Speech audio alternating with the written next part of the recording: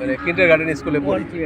হ্যাঁ, তখন আমি ওই যে হাসান মঞ্জিল একটা ছিল, ওইখানে একটা স্কুল ছিল ইংলিশ মিডিয়াম, ওখানে আমি পড়ি আর কি। তো আমার 69-এর কথা কিছু মনে আছে, 69 না 70-এ আর কি। তখন আমার চাচাতো বোনের বিয়ে হয়েছিল এই ইয়েতে, এই যে মতিঝিলের যে হোটেলটা, কি এর নাম? হ্যাঁ, না না, কের ঘোরো না, কুরবানিতে ওই আর্মি অফিসারের সাথে বিয়ে হয়েছিল। তো ও আপা আর এবং দুলাভাই আসছিল ইয়েতে, ময়মনসিং। তো আমাদের বাসায় যাওয়ার পরে ওনারা মধুপুর যাবে, আমরা মধুপুরে বেড়াইতে গেলাম।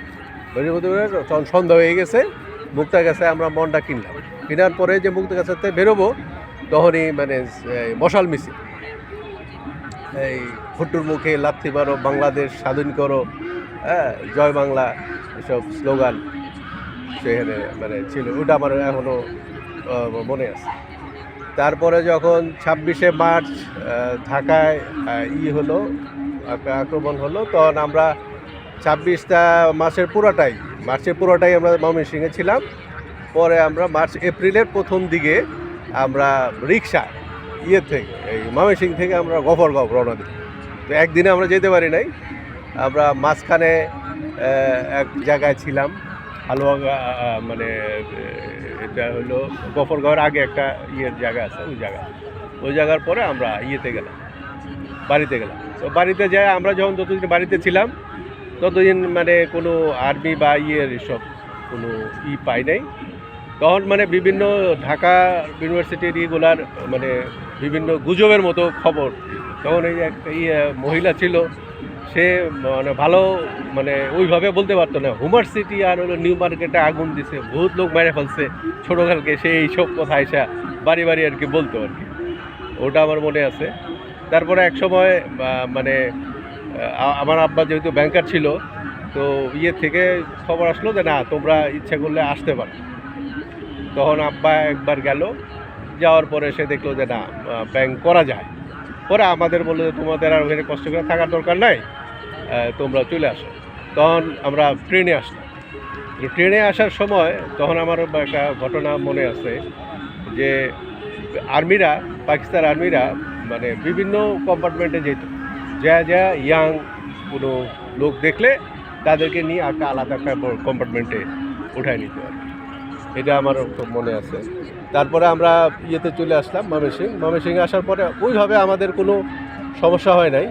কিন্তু আমরা যে জিনিসটা পাইছি যে আমাদের আশেপাশে একটা যেরকম মুক্তিযোদ্ধাদের ওইভাবে প্রকাশ্য ছিল না, মানে ক্যাম্প ছিল না। কিন্তু যেই বাড়ি থেকে মুক্তিযোদ্ধা গিয়েছিল, সেই বাড়িটারে বানাইলো রাজাকার ক্যাম্প। তখন দেখা যাইতেছে বিভিন্ন সময় বিভিন্ন জনের ধরে নিয়ে এসে এরা অত্যাচার করতো। অত্যাচারটা এরকম ছিল যে রিক্সার পিছে মানে কোমর দিয়ে দড়ি বাঁধা, রিক্সা চলতেছে, তারে নিয়ে এইভাবে আসছে, এরকম আছে। তারপরে আমাদের বাসায় পরে বিভিন্ন সময় আমাদের বাসায় একটু বড় ছিল, তো আশেপাশে যারা মুক্তিযুদ্ধের পক্ষের লোকজন ছিল তারা আইসা আমাদের বাসায় থাকতো। একজন আমার মনে আছে, এক ভদ্রলোক এসে থাকছে, সে এইরকম জোরে জোরে নাক ডাকতো, আমরা নিজেরাই ভয় যেতাম যে সে এটার করছে। তারপরে আমরা করছিলাম, স্ট্যান্স করছিলাম বাসায় দিয়ে এক জায়গাতে একটু মাটি দিয়ে আমরা ওই যে উপরে যখন প্লেন আসতো সরাসরি যা ওই পানির মধ্যে, ওটার পানি জমে গেছে, ওটার মধ্যে যে আমরা মানে থাকতাম।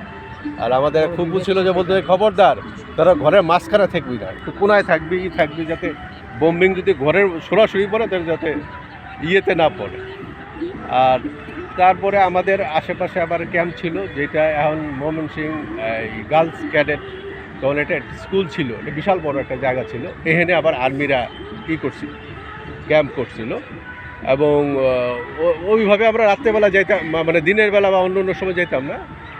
তো শেষের দিকে যখন একেবারে স্বাধীনতার ঠিক আগাগ মুহূর্তে, তখন একদিনকে হঠাৎ বিকট এক শব্দ, পরে দেখা গেল যে আমাদের ব্রহ্মপুত্রের উপর যে রেল ব্রিজটা ছিল সেটা ডিনামাইট দেওয়া মুক্তিযোদ্ধারা আর কি উড়াই দিচ্ছে। আর আমাদের বাসের পাশেই মুনাম খানের ইয়ে ছিল আর কি, ভাইস্তা ছিল, তার বাসাটা খুব সুন্দর ছিল তখন। আর্মিরাও তার বাসায় থাকতো তখন। এক আর্মির মোটামুটি একটা বড় একটা অফিসার মারা গেছিল, তো ও তার লাশ নিয়ে আসছিল এই জায়গায়, বেশ কিছুক্ষণ ছিল আর কি, এটা আমরা দেখছি আর কি। এই আর কি। আর ধন্যবাদ। তারপরে হলো স্বাধীনতার ইয়েতে আমাদের যে মিছিল টিছিল বা ইয়েটি হয়েছে, তারপরে হলো আমাদের এখানে এই শেখ মুজিবুর রহমান সাহেব যখন আমাদের এখানে আসছে, তখনও যে মিছিল টিছিল সেগুলো আমি দেখছি। ধন্যবাদ আলহাজ হোসেন।